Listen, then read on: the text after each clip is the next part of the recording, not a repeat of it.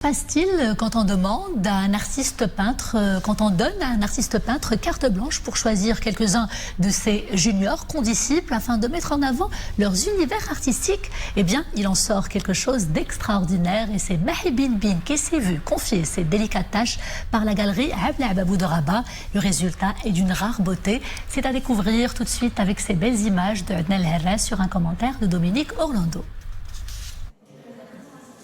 Monsieur Mahi Bin Bin ne fait décidément pas son âge. En ce sens, le voir ainsi entouré par tant d'artistes si jeunes est presque dans son cas l'équivalent d'une hygiène de vie d'artiste en renouvellement constant. J'ai reçu beaucoup de dossiers et il a fallu être injuste parfois de temps en temps et écarter certains. Mais il fallait une cohérence à cette exposition, c'est-à-dire je me bats un petit peu pour le retour au dessin, le retour à la peinture, parce que ce n'est pas ringard que de savoir dessiner, ce n'est pas ringard que de savoir peindre, parce que ça s'est oublié, c'était l'installation, les idées, c'est des idéologues, c'est plus des artistes. Dans le cas de mademoiselle Inès El Mansouri, qui fait partie des 11 artistes invités, c'est après avoir beaucoup étudié le dessin et la peinture à l'extérieur du Maroc que la photographie s'est finalement imposée à elle. Enfin, j'avais voulu recréer cette vue que j'avais à côté de chez moi depuis toujours en fait et qui me manquait. Enfin, surtout qu'à 15h c'est très particulier parce que quand il fait beau, il y a le soleil qui tape en fait sur les paraboles et ça fait comme des tournesols en fait, comme un champ de tournesols qui suit le soleil et c'est quelque chose qui personnellement me touche énormément.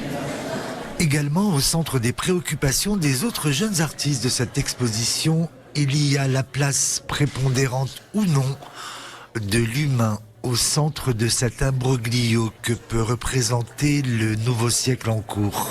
L'humain est vraiment au centre de mon travail, on va dire. Mes personnages très souvent se livrent un peu à un théâtre de conflits intérieurs, de chaos, on va dire. Ce que j'essaye de peindre en général à travers la peinture, c'est le monde un peu microscopique versus le monde macroscopique, qui sont deux forces en fait, qui sont ou trop petites ou trop grandes et qui nous échappent.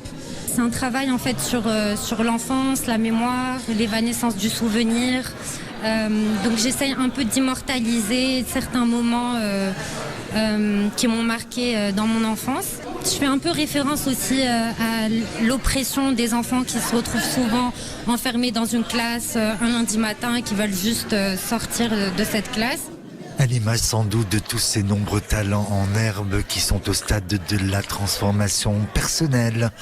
Chacun un peu comme la chenille qui est vouée à devenir chrysalide, puis un jour ou l'autre papillon.